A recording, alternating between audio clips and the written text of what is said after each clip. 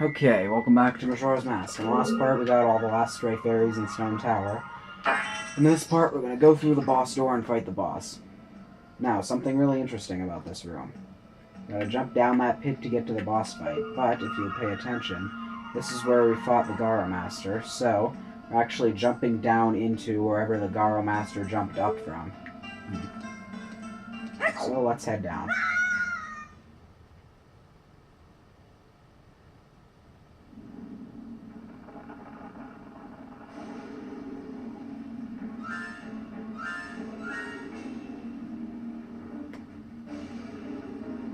So now we're just sort of in this weird desert area, and there's these two guys, which is just called Twin Mold, flying around. They're basically giant mold worms, except they fly around.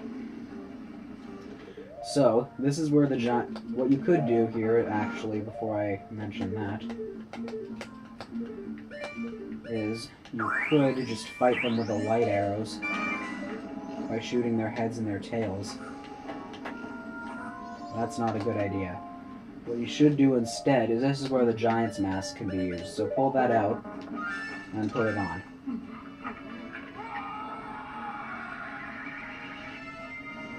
And then attack their heads and their tails. You see those little pillars around? Those are actually the borders for the battlefield. Don't walk past them or else you're going to be warped back to the entrance of the tower and the boss fight will reset. So it's kind of similar to the Mold Orm from A Link to the Past. As you can see, I'm giant here.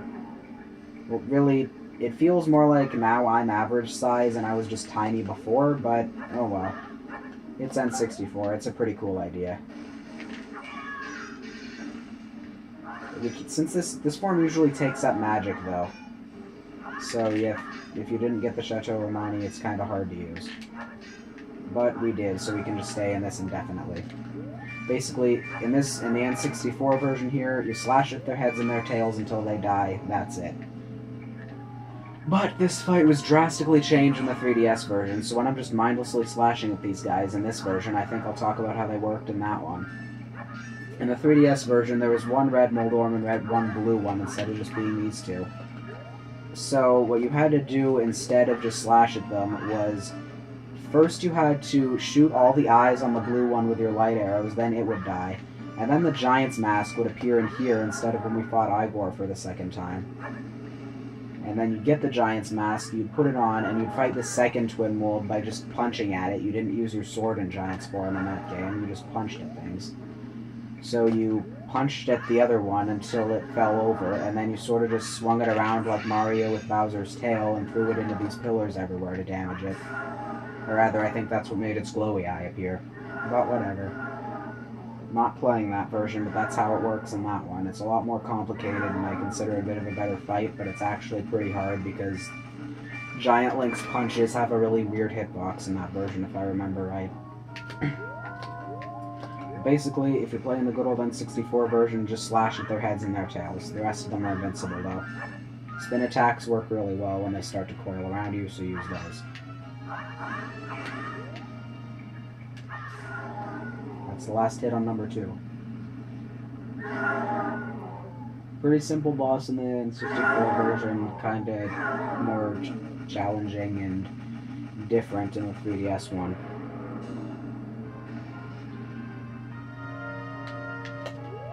All the bosses were changed in the 3DS one, but this one has changed the most by far. Let's go back to normal human form. And grab this heart. One thing I want to point out before we go is this area. A lot of people believe that this is where Majora's Mask was kept. But I don't really know about that. Kind of just a common theory. Anyway, let's step into the light and grab the remains.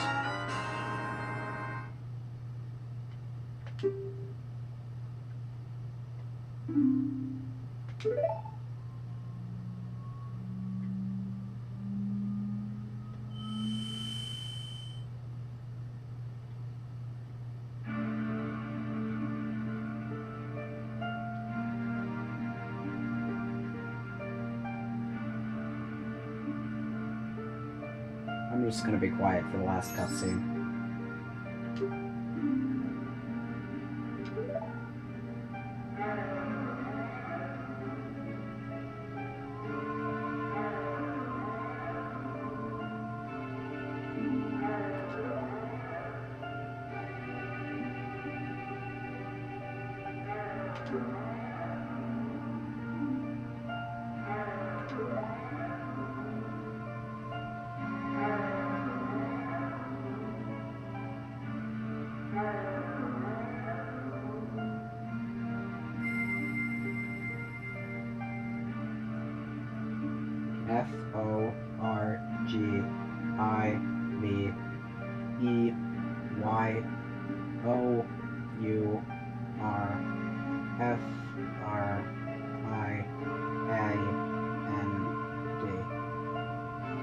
Forgive our friend.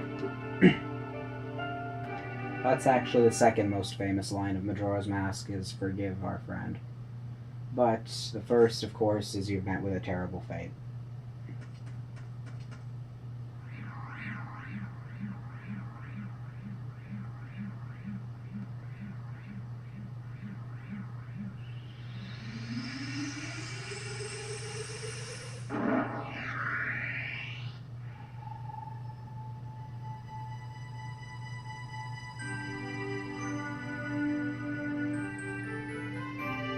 That, the curse on Icona is lifted. Except not really.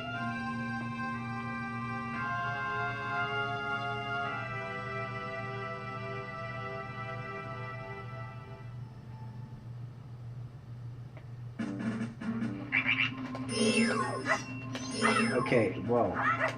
Is it just me, or did the frame rate suddenly get way faster? Weird. Oh well.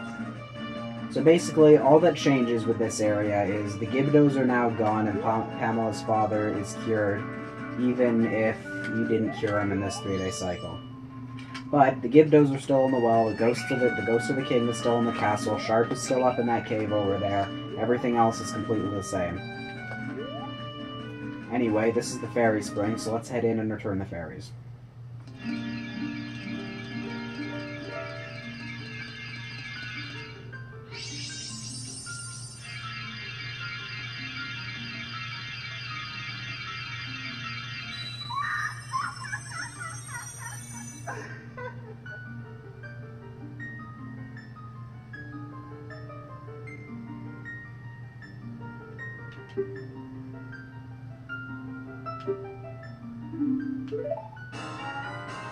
And as the final fairy reward, we get the Great Fairy Sword, which is actually a sea item.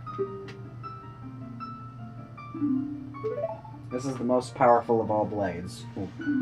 Actually, this is the second most powerful blade in Majora's Mask.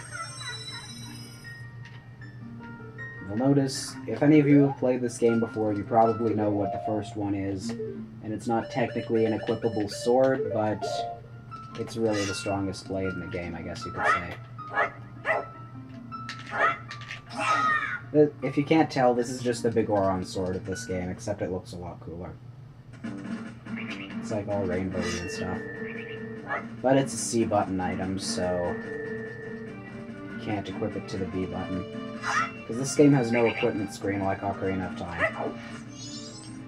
Anyway, and that's Stone Tower Temple done. So, next time, we're going to do the one last thing here in Icona that we can do, and then we're going to reset time and start the biggest side quest in the game, which you all know what I'm talking about. So, I'll see you.